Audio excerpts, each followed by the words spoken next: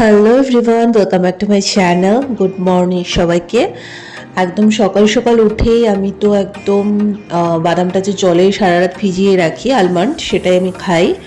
তো আজকে একদম সকাল সকাল ভিডিওটাকে স্টার্ট করছি। আর আমার ভয়েসটাও আজকে একটু আপস অ্যান্ড ডাউনস তোমরা শুনবে, বিকজ আমার এমনিতেই শরীরটা খুব খারাপ, তোমরা জানো। তো এই যে আলমন্ড, এটাই সারা রাত ভিজিয়ে রাখি আর সকালবেলা এটাই আমার ডিউটি প্রতিদিন।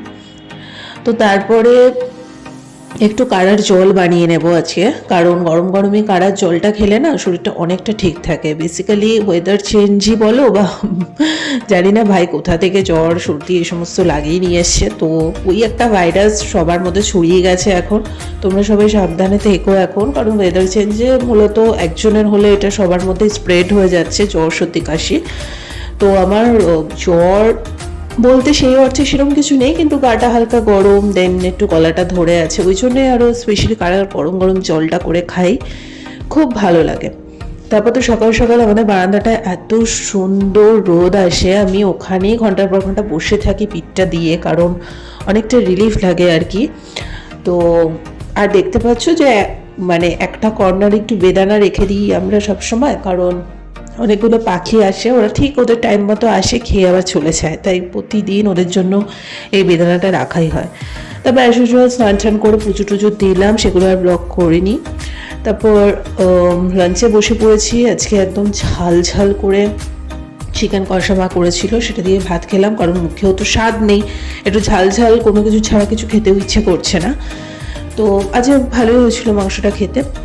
খেয়ে দিয়ে উঠে একটু বিকেল বিকেল দিকে তখন একটু কেক খেতে মন চাইছিল। আর ডেফিনেটলি বলবো যে তোমরা এই রিচ বাটার কেকটা ট্রাই করে দেখো।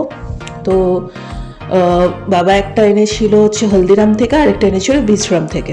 বিশ্রামেরটা অলরেডি আমাদের অনেকটা খাওয়া হয়ে গেছে।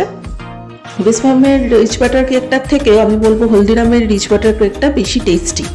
আমার না ফ্রুটস কেক বলো, প্লাম কেক বলো, ওগুলো খুব একটা ভালো লাগে না, ওর মধ্যে এত কিছু জিনিস দেওয়া থাকে না, কেমন একটা লাগে যেন খেতে। আমি সবসময় একটু হয় একদম চকলেট কোনো কেক হবে, মানে চকলেট কেক বলতে এরকম টাইপের চকলেট কেক যে স্লাইস কেকগুলো পাওয়া যায় সেরকম, বা একটু রিচ বাটার কেক হবে, এগুলো আমার বেশি ভালো লাগে খেতে। তো তো বাবা দু রকমেরই নিয়ে এসছে। তো ওটাই বলবো, যারা এখন আপনি ট্রাই করোনি হলদিরামের এই রিচ বাটার কেকটা, ডেফিনেটলি এক পিস অন্তত কিনে নিয়ে এসে ট্রাই করো, খুব ভালো লাগবে। খুব যে উগ্র মিষ্টি সেটাও না।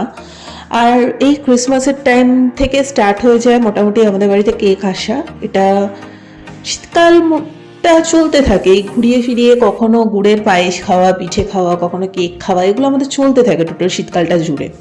আর এই সময় এগুলো খেয়েও বেশ মজা। তো দুপুরবেলা খেয়ে দিয়ে উঠে একটু বারান্দাটায় বসে এরকম একটু কেকটা খেতেও বেশ ভালো লাগে। আর কেকের আমার এই পোড়ার দিকটা খেতে বেশি ভালো লাগে, মানে যেটা একটু লেগে লেগে থাকে, পুড়ে পুড়ে যায় যে দিকটা, সেটা আমার জন্য বেশি টেস্টি লাগে। তো কেকটা যতটা খেয়ে তারপর একটু শুয়ে পড়লাম, আমার শরীরটা আর একদম ভালো লাগছে না, আমার চোখ মুখ পুরো ঢুকে গেছে, দেখতেই পাচ্ছ।